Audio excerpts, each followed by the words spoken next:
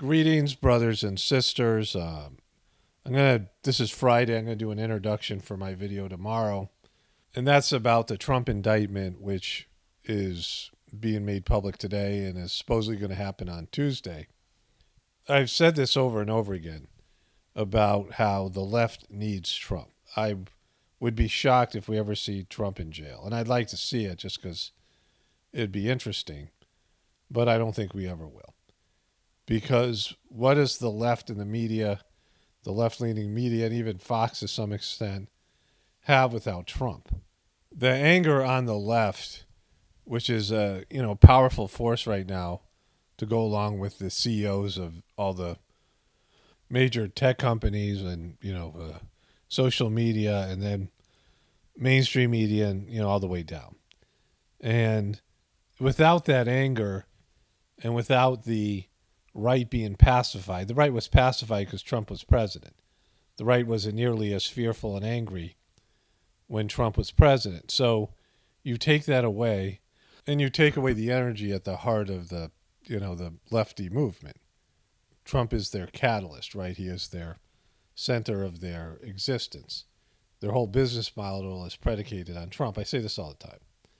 And so what did it look like without Trump? Well, we know in these years that Trump faded after the initial election. By 2022, the left had lost interest in Trump, and even the right to some extent, and Trump disappeared. CNN and MSNBC still, put Trump content out there, and it was god-awful, and nobody watched it, and they were losing their audience. And now Trump's back, and they're starting to get better ratings again, and the presidency is heating up, and it's just a lot of energy. Trump brings the energy. And again, he's not great, and he is what he is. And for all you Trumpers, when you look at the indictment itself, you say, well, it's something that crooked Hillary did, and crooked JoJo Magoo did. Hillary had her, these are the things that Republicans will say and Trumpers will say, that JoJo Magoo and Hillary both had classified documents, as did Obama and every president before them. Hillary put hers on an open server, and, Biden had all his stuff, in his Corvette and in his garage, and the same kind of thing. And some of this, with Biden was under when he was president, and so it was worse to that extent, right? He was actually president when it happened. And so you say, well, this isn't fair because they did these things and they're not being prosecuted. But every one of you that yelled, lock her up, every Republican, every Trumper who yelled, lock Hillary up, every Hillary hater, you can't complain about this indictment because it's the same kind of, stuff. You can say, well, this is worse. Hillary was worse. Of course you're going to say that because you're a Republican and you listen to Republican people tell you what Hillary did was worse. The same way the Democrats are saying the same thing. But none of you guys want to admit it. Your side is just corrupt as their side. Your side breaks the law and the rules just as much as the other side. And that's why, there's just this, I don't want to call it stupidity, but just stubbornness to buy into the left-right paradigm when it, it's clearly rigged, right? And it is unfair from that perspective. But again, you guys all want to see Hillary, or you'd love to see JoJo Magoo in jail, but you don't want to see Trump. So you only want the rules and the laws to be applied to the opposite side. So you're as much of a problem. You're not a truther, and you're as much of a problem as anybody else, because that's not going to solve anything, right? The law should be applied equally. And, they're saying all these things like it's a historic Trump indictment things, but like I said, I'd be shocked if Trump is ever convicted of anything. And he very well could be president again. We'll see how they play it out. But this indictment, you have to look at the difference between a political prisoner and an asset, right? And Trump is an asset. A political prisoner is somebody who has the backing of the mob, the people, and could rile up things and change and overthrow the power structure. And political prisoners are dealt with quickly and roughly, and they never get a chance to get their thing off the ground. An asset, which Trump is, helps their side, helps the power structure. They've had a huge power grab because of Trump. They've changed the laws. They've pushed things through to make everything more restrictive. They're spying on people even more. And they've changed all these rules on social media and deplatformed people, censorship, so many things that they've done now because of Trump. And they've pushed their agenda on gender and other things through. Huge power grab. And so Trump being, not locked up, or Trump being locked up, if he's locked up, they can't do any of these things. And the right will go ballistic. If Trump is locked up, I mean, they'll back with DeSantis or wherever it is. And, the left won't have the energy of an anti-Trump movement. And, it'll be a complete, sweep through the right will have all the stuff, the president, the House, and the Senate, and all of it, right? And so, I'd be shocked to see if they're not going to do it. If they do, that'll be really interesting. I would look forward to seeing that. Anyways, I just want to start off with that, and let's get into the news of the stories here. One more thing I forgot about the Trump stuff, the indictment. This is today, June 10th. This is the day I'll release this video. I started it yesterday. And so this is for both sides. I say this all the time. If you're against a behavior, then you should be against that behavior in all forms. If you think that behavior is right, like if you think it's okay to murder people if it's a war, but not murder people as a civilian, right? Well, that's a hypocrisy, right? Especially if it's, it's a one-sided war where you're invading a country for no good reason. Like if you're defending yourself, that's something different. Somebody invading your, anything that's defense where somebody's attacking you and you have to kill them or something, that's, self-defense. I'm not talking about that. I'm talking about aggressive action, where you take aggressive action and when there's no real threat, like imaginary threat or exaggerated threat, and you have a superior force like America always does. And America invades a country and kills people, whether it's soldiers or civilians or both. It's still murder, right? It's, there's no, and it's not on the soldiers, it's on the people who command them. It's on the, the powers behind the throne or the politicians or whatever. I said this about vegans. I had a bunch of vegans that attacked me because it showed my kids bottle feeding calves and heifers, right? We had a calf and a heifer and my kids were bottle feeding them in old videos. And I showed pictures of it and people attacked me for having dairy cows. Vegans did, without knowing the way that we treated the cows and all these things, how cruel we were. And the vegans were mean and they were being cruel to me, right, to my family. They were aggressive, right? And they justify it because they're defending the animals or whatever. PETA the same way.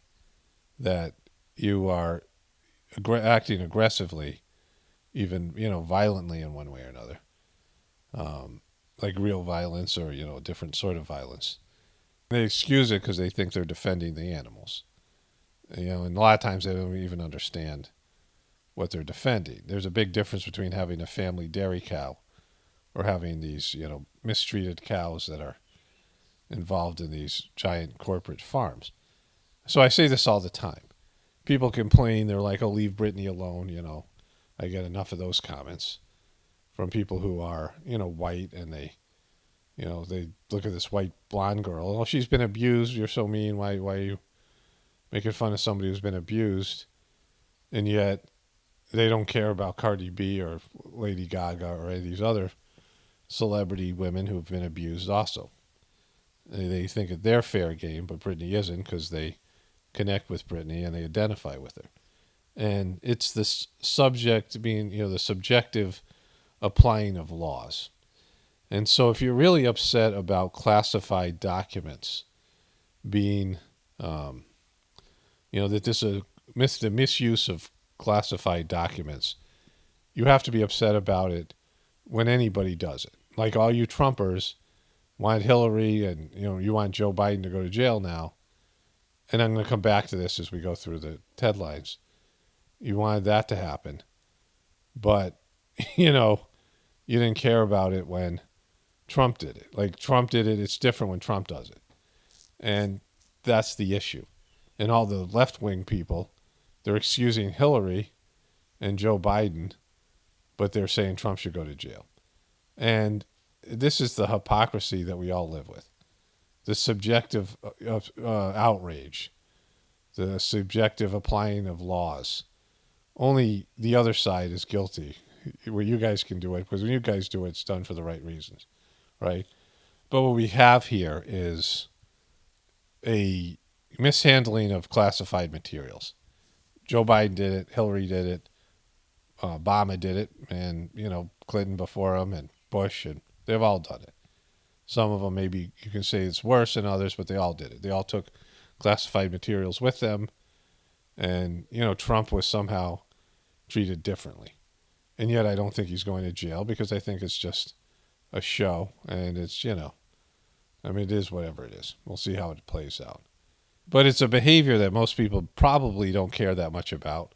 There's too many secrets. There's too much classified material. There's all this stuff, right? And it's one thing to do something that's treasonous or, mishandle things. And, you can say, oh, well, Hillary had, she had all these emails, whatever. She created her own, whatever it might be. There's always ways that you're going to make it different because you love Trump or, you hate Trump or whatever. People are always going to try to find differences, but they're all the same behavior, basically the same. And so either you start punishing everybody or you don't punish anybody, and that's what's happening here. And then are they really punishing him? Because this helps Trump. That makes it seem like he's being treated unfairly. And it strengthens his case that he's some sort of a political victim and they're trying to get rid of him. And they're ignoring all the stuff that Hunter and Jojo Magoo did. And, they are everything that Trump does or his family does is scrutinized. Although his kids looted, they took millions of dollars, hundreds of millions of dollars they got out of scams, his daughter and his son-in-law. And, maybe his other kids. Like the Trump family did well because of his presidency. They're not paid. It's just selective. That's what I'm saying. It's just a show. And, they're releasing this on a Tuesday. They did the document drop on Friday where they said, all right, Trump's being indicted because of the news cycle, but they're picking it up next week. And Tuesday's a good day because Monday, people are just sort of getting back to work or whatever. Tuesday's a good day because you got the whole week to talk about it, to cover this. And they're just going to talk about it forever. And, it's going to be hard for me to cover because I don't take it seriously. When I see Trump in jail, then I'll believe it, like I said. All right, let's get into the headlines here. Okay, so let's go through this first here. We'll go to this video in a second. It's hard for me these are just headlines. It's hard for me to take this seriously because I just don't and never will. If he ends up in jail, then we'll see, right? But right now, this is a win for Trump, and it's a temporary win for the Democrats and the mainstream media because they have a way to cover Trump and make him the center of their universe again, but only temporarily, because if he goes to jail, they can't do that anymore, right? And it'll piss off the right and pacify the left. It'll really screw them. And Trump is using this. Trump's great at, making it like the world is against him and his supporters. He's great at using these things and turning himself into a victim. Trump indicted on 7 charges in classified docs probe. I'm not going to bother with this video. Here are 11 key takeaways from Trump's classified docs indictment. It's 37 counts. Let's go to, they have them listed. Trump hid classified documents in the bathroom. Okay. Why is that important? Why, Jojo Magoo hid him in the garage. So if you're saying that's important, then you have to bust Jojo Magoo. Classified documents to an author. Trump admitted they didn't declassify the docs and that they were still secret. Trump could easily have received a waiver to possess classified documents. Trump told someone not to stand too close to a classified map. Trump's documents contain national security secrets. Staffers freaked out as classified documents needed to be moved repeatedly. Classified documents came from a number of federal agencies.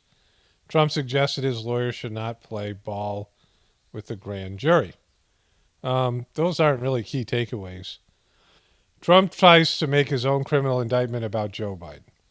Biden allies, legal experts, and strategists say silence may be the best options even in the face of a torrent of Trump attacks. There's JoJo touching his face again. When Donald Trump announced to the world Thursday that he had been indicted on a raft of federal charges, his messages were consistent and singularly focused. Joe Biden is using the government to crush his political comeback. It isn't Joe Biden because the guy can barely, he can't be mentally incompetent and then also a mastermind, just like Trump.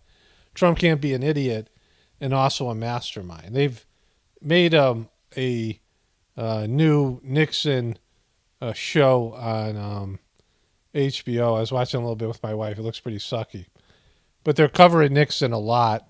And now there's been a number of mini-series type of TV shows about Nixon.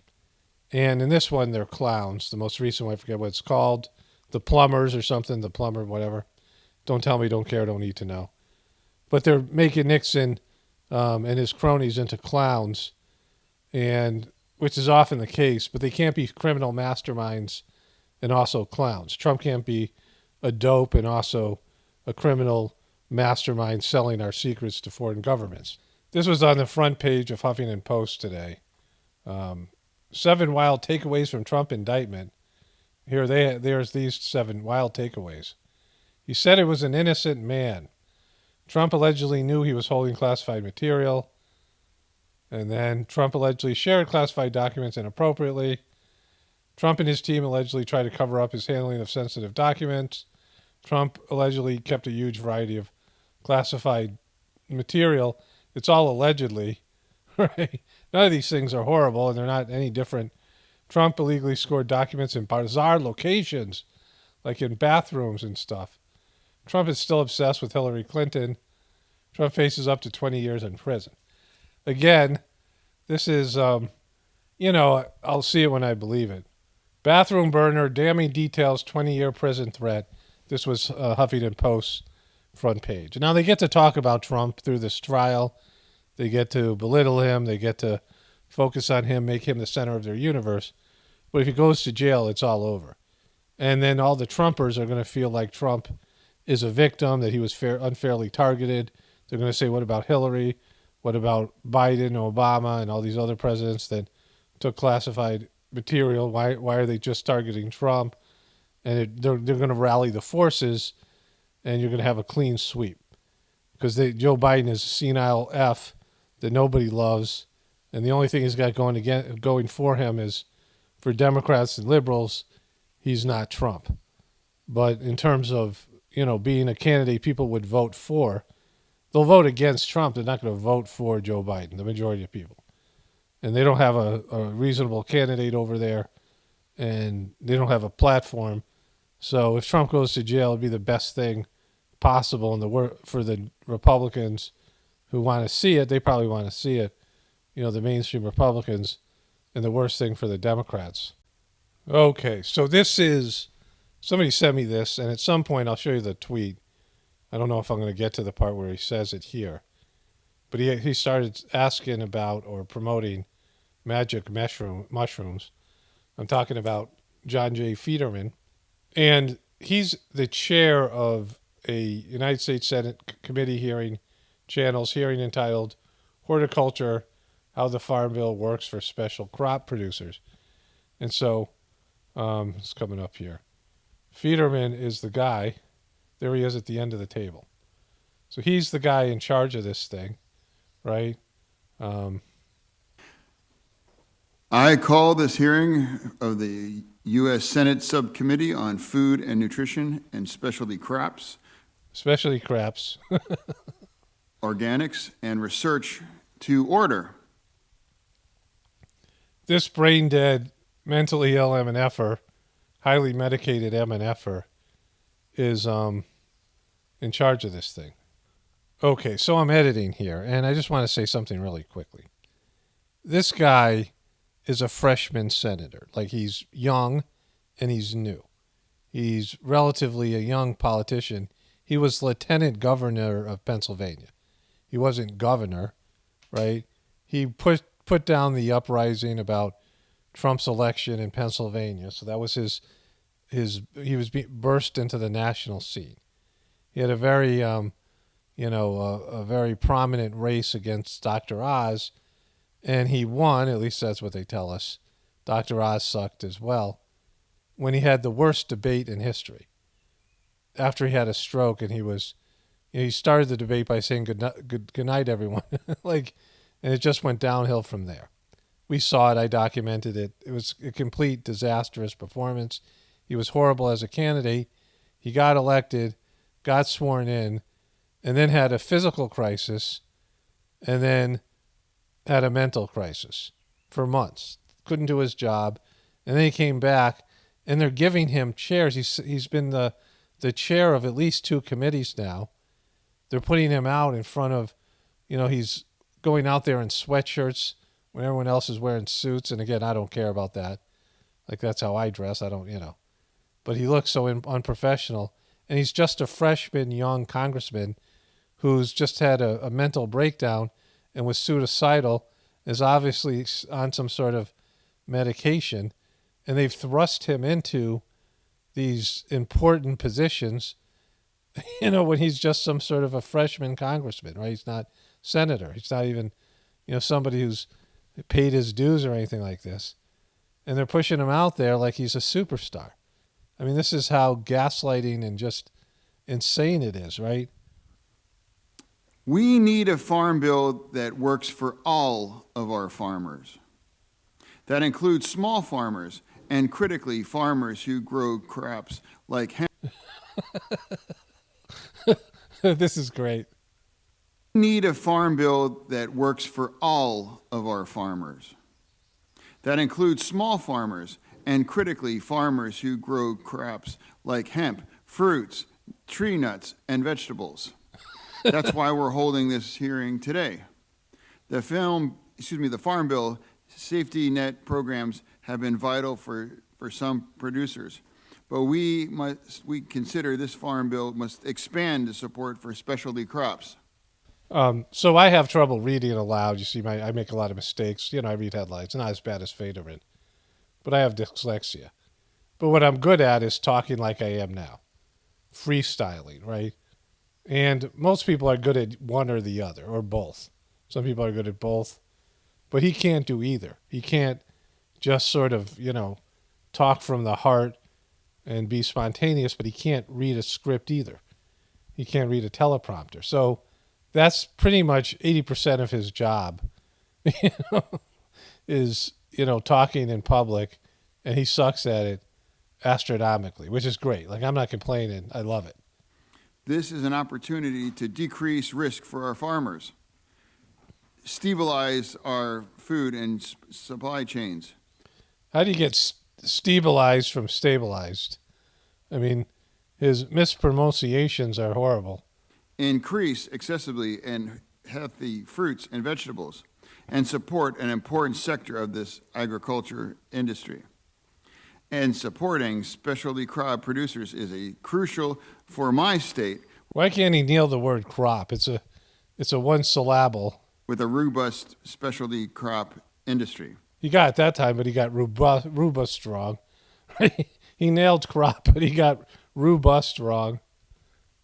In particularly, Pennsylvania is known for its booming mushroom industry. In fact, known as the mushroom of the world. The mushroom of the world? You're known as the mushroom of the world. More than 60% of mushrooms produced in the United States is known right in Kennett Square in Pennsylvania. Woohoo! Woo! Look at her in the back. Look at him. Come on, don't humor him. He sucks at his job. So much mushroom farms are significant regional economic drivers. According to the Penn State Extension, the industry employs nearly 9,500 people in the region and contributes estimated $2.7 billion to our local economy. Kaboom! They're into the mushrooms. But currently, mushroom producers are not covered under crops insurance. This exclusion could harm mushroom producers and the broader local economy. And that's not just mushroom problem, it's also just about Pennsylvania problem. You got to stop saying mushroom, buddy. A specialty crop of drivers of local economies across the country. The bottom line is that we can strengthen local economies supporting down these small farms. My colleagues and I have already seen working ahead to support small farmers.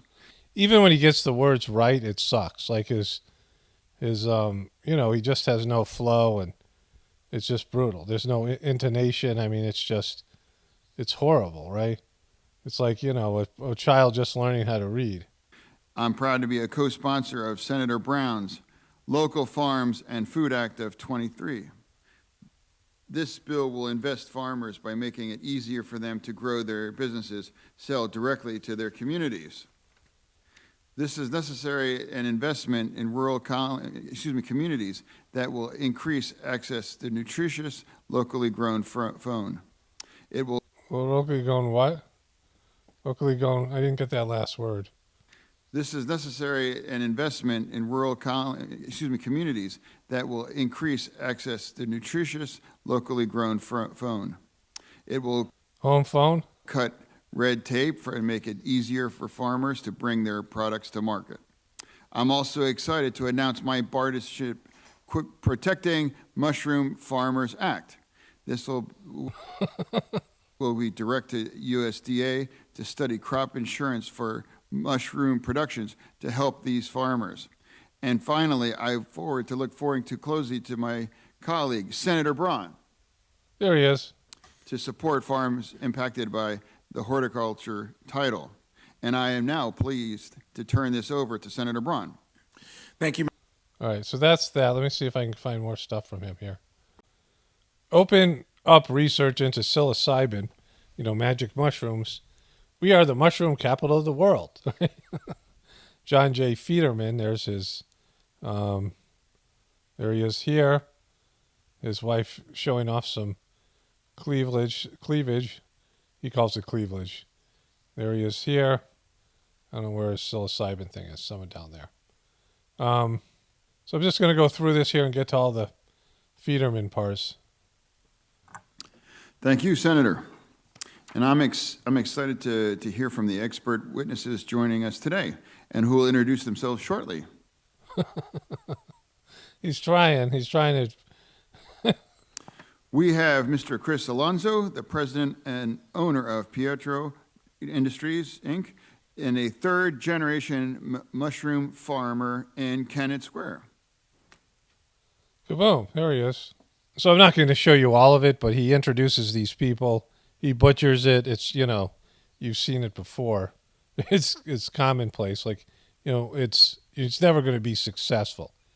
He's never going to be good at this. But this is particularly bad here. These issues. Thank you. Thank you all now. We'll now beginning our 5-minute rounds of questions for each member. And I'm going to begin and start for myself. For himself, he is. And to everyone that I'm going to be asking the questions, please recognize that I only have 5 minutes, and I'd like to get to 3 different questions. So here we go. Mr. Alonso, as Pennsylvania's lieutenant governor, I became very familiar with the Commonwealth's robust mushroom industry. And Chris, so is that a question? It's called the mushroom capital of the world, right? Yeah, we've heard that already. Yeah. It's remarkable when you realize that it's about 60% comes from... Okay, you already said that. You're wasting your 5 minutes. Right there in that part in Pennsylvania. And I know there's very specific kinds and particular challenges that you face. But we considered this year's Farm Bill and insurance for specialty crops. What would you like us to know about unique risks that are associated with mushroom production? So we grow. Okay, so that's the first part. Yeah, I'm going to ask a question. It's kind of like a little off it, but I've been an advocate of psychedelics in terms of the magic mushrooms. Yeah, you have. That's why I said again. Now it's a party. The question is kind of like a little off it, but I've been an advocate of psychedelics in terms of the magic mushrooms for PSTDs and for veterans especially. And Oh my God, he messed up PTSD. I always thought, it could be, and maybe I'm wrong, an amazing economic kind of boom for the mushroom, whereas for the world producer now, and I think it could be a revolution in mental health is on that. Are you open to thinking of that, or is this something that would be like, no, I'm not anything? We're absolutely. Okay, so just a disaster. Like I go through it more. There's still another. That's only half of it. But we got to he likes the magic mushrooms. I bet his wife does too. So then there's this panel. Chris Christie is on a kamikaze mission to take out Trump. Now, I haven't heard this yet. I just saw the headline. How is it a kamikaze mission? Right? Like, Chris Christie is done. He ran for president against Trump. He was, he's morbidly obese. He's a weird dude, just kind of sloppy, and he's not presidential. So his political days are over. Maybe he could be a senator. I don't think they love him in New Jersey and New York. I mean, I think his political days are in his past. Him and Trump were buddies. They were friends, and he's turned on Trump. They turned on each other, whatever. And, they're saying this is a kamikaze mission. It's the easiest thing in the world for people to criticize Trump. Like, it's just one of those things you can do and get away with, right? Criticizing Trump is really safe. I mean, there's the Trumpers and all those people, but everyone else in the Republican Party, and then all the left media, even Fox News, all these places, all of them, they're not against you criticizing Trump. Like Fox News pretends, but they want Trump gone as much as anybody else, right?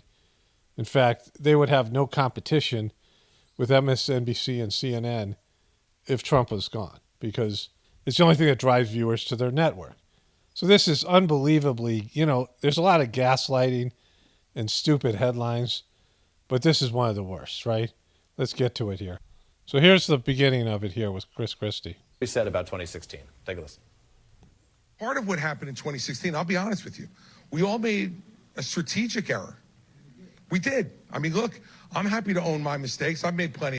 He's got that, goes the kind of belly that, I mean, his pants are just ready to fall down at all times. You can look at it here. Like he's just. Look, I'm happy to own my mistakes. I've made plenty of them. And that was one of them. We all kind of thought, all right, don't go after him now, because once I get past Jeb and Marco and John and Carly and Ted and, then I'll have Trump one-on-one, and then I'll take him on. I don't know if I ever got there. It was over quick. So that was a strategic error. It was strategic. If they had attacked him earlier, it would have worked. It would have worked if we attacked him right off the bat. It's not working now, right? It's not working for you now. And we've, seen Trump's failure. I mean, we've all seen it. The Trumpers will never see it. And so what are you talking about? You're attacking Trump now, and it's not going to work.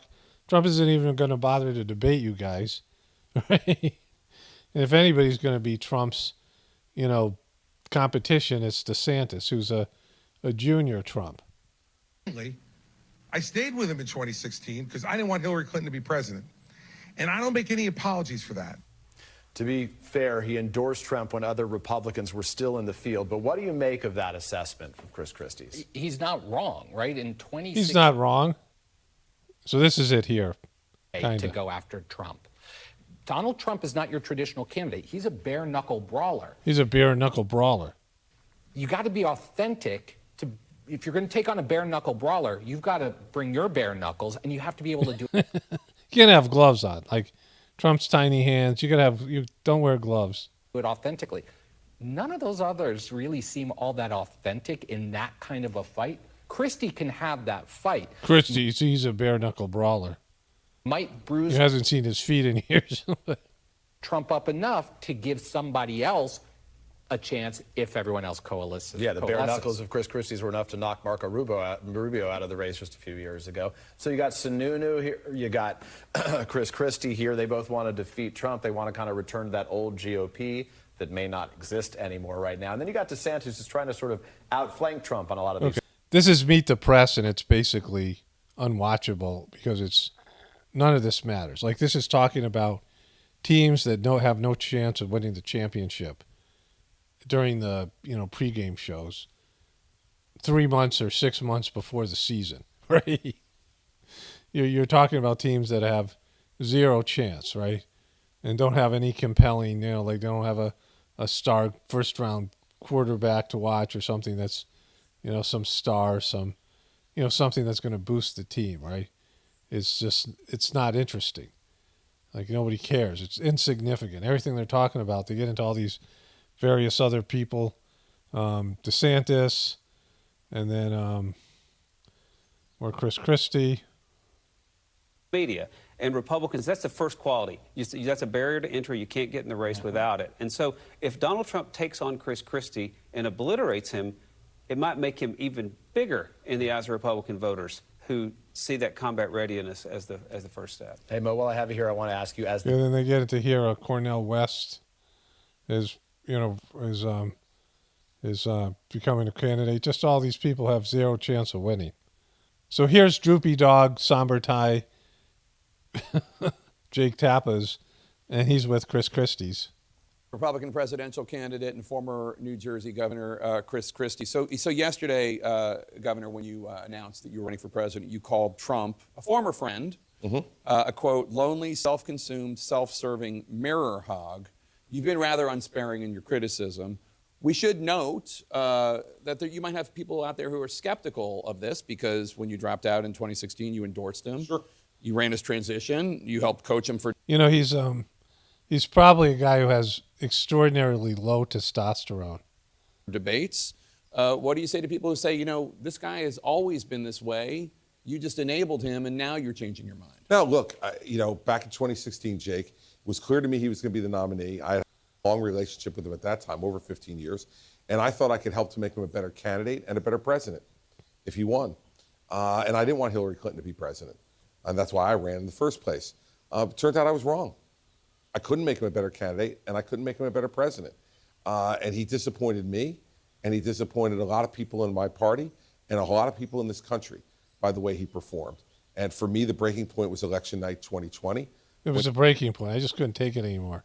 He's out there at 2:30 in the morning claiming the election was stolen when I knew he had no evidence to prove that. Okay, so that's enough of Chris Christie. He's an also-ran, right? And plus, this guy's a cardiac arrest waiting to happen. He's a died suddenly waiting to happen. Joining us now, ranking member of the House Oversight Committee, Democratic Congressman Jamie Speaking of dropping like flies. Raskin of Maryland.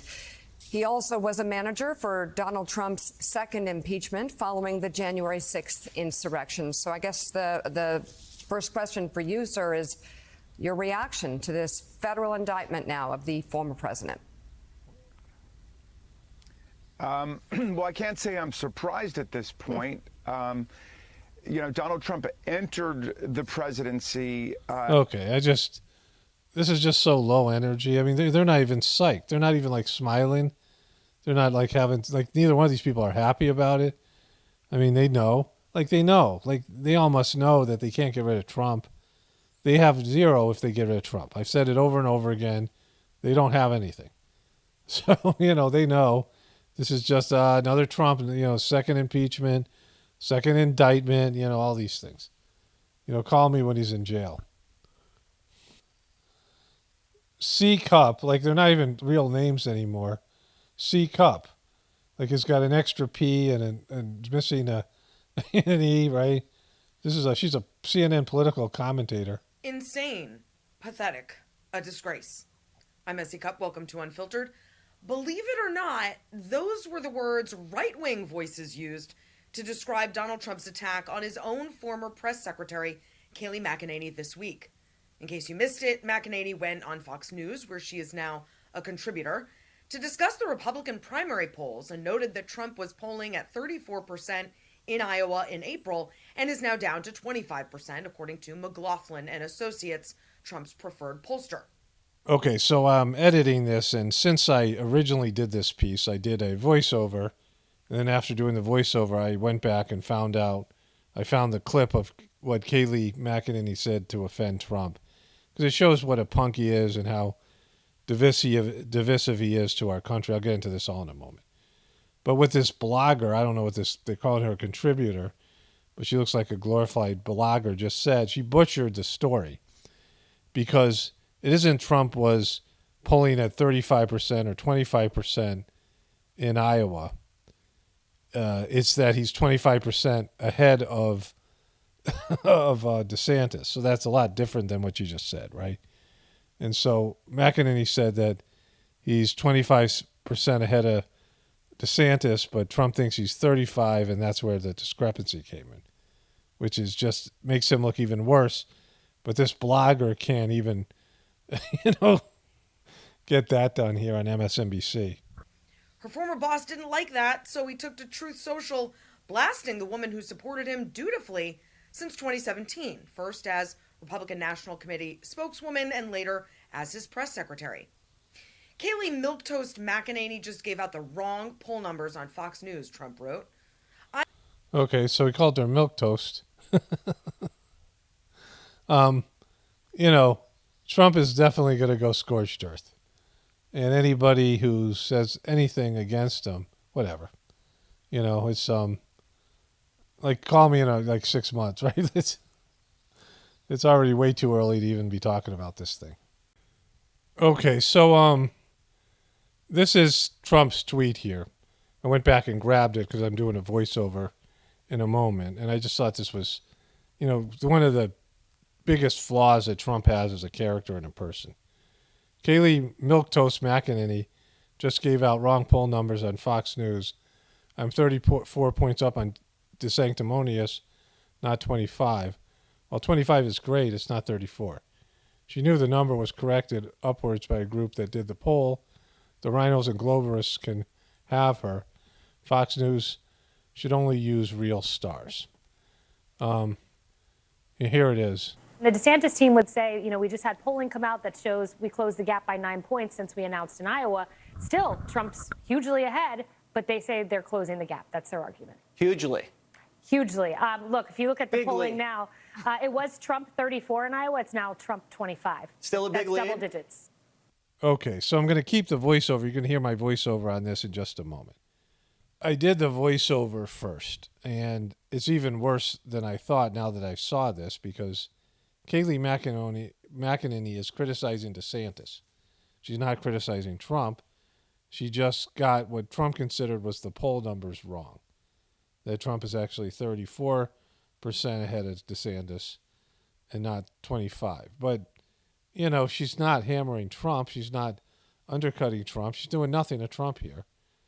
And he unloads on her. And then, let me just do this voiceover here because I cover it. I mean, he just sucks so bad. But here it is. Okay, so I did the screen grab stuff already, and now I went for a walk with my dogs, did some stuff outside. I was thinking about all this stuff that I covered, and I have an ending, which I'm going to get to at the end. But I thought about this Trump thing with Kayleigh McEnany. Oftentimes, I do like a walking meditation, and ideas come to me, and things that stick out from whatever I just went through with this, covering the day's media events or whatever. The problem I have with Trump is that he's such a little punk ass boop. He's just a total punk ass boop. The B word. Because, the guy is, he's not a tough guy. Like, he's not. There was a time where he was being threatened and he cowered. In some weird way. He was a little Lord Fauntleroy, rich kid, grew up in a wealthy family, and he can't take any sort of criticism at all. And it's hurt the country. It's hurt all of us. It's made things more contentious between everybody in America. And, with this Kayleigh McEnany thing, now I don't know very much about her. She was Trump's press secretary, and she was very pro-Trump. And she hasn't gone out, as far as I know, and never said anything bad about him. Like, she's still very pro-Trump. I don't watch Fox News. I don't see her very much. But once in a while I see a headline or a video, and it's disparaging her, beyond left-wing media for continuously backing Trump. So she's still very pro-Trump. And, she might even go back into his administration if he won again. And she went on Fox News and quoted a poll, according to this lady, right? Lady. Lady. My wife and I were doing that yesterday from Jerry Lewis. And so, so she just quoted a poll that shows that Trump isn't doing so well in some of the early states, right? And despite his national numbers, Trump might be doing really poorly. National numbers don't necessarily reflect the state-by-state primary process and the electoral college. And Trump could be a really bad candidate. Like, he could be he could just have very ardent support among his supporters. They're even more supportive of him now. But I know a lot of people left by the way he went out. I know there are a lot of people that are on my channel that voted for Trump twice, and they were like, oh my God, the way he went out, and they're in agreement with me, the past couple of years, he's just lost his zest. And so it could be that he's not electable. I don't know. It's all rigged, whatever. But Kayleigh McEnany isn't the problem. And she said something he didn't like, and instead of saying, well, I don't agree with those polls, he called her milquetoast. And many of his supporters probably like her and watch her on Fox News. And there's no reason for him to call her a name and all that stuff, right? He's just, he can't take any sort of criticism. And he's a politician where you're criticized all the time. He can't ever admit he's wrong. And he acts like he's some sort of saint or god or king or something. And he's a punk, like he's a flim-flam man. He's cheated on all of his wives, got caught. He banged a porn star. He's, certainly done shady business deals. He hurt the little man. His vendors, people who sold to Trump organization, all have nightmare stories of what a dick he is. He's not a good guy, right? He doesn't treat people well and with respect. He's selfish. He's greedy. He's narcissistic. He's not that guy. Like, he's not beyond reproach, right? And this is how anybody who praises him, he loves. And anybody who criticizes him, he's goes off on him in ways that oftentimes isn't justified, right? We all experience criticism. Anybody who's on the internet, you experience it. Once in a while I'll rip into a commenter, but that's probably 1 out of 1,000 negative comments, right? I just don't have time to do it all the time, and sometimes I'm into it more than others, and it's fun, it's funny. But it's not like, there's plenty of criticism that I just ignore and I don't even think about, right? And, you have to be that way. You have to expect they're going to attack you. But Trump plays the victim card constantly. He's always whining about himself, and he's always aggrandizing himself. And it's really hard to watch at this point. It once used to be amusing. Now it's just pathetic. He's gotten pathetic. And I'll pick this up because it's not just Trump. It's, the end of this video, I want to talk about how pathetic it is in our country. Jen Psaki back with, this guy, James Comey. No one knows more about politically charged cases in the middle of presidential campaigns than former FBI Director James Comey. I sat down with him for a conversation at his home this week to discuss the legal peril surrounding the former president. You've said that the Mar-a-Lago documents case...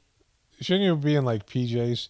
He looks like some crazy guy, who's lost his way since getting fired. He should be in PJs and little nightcap, right?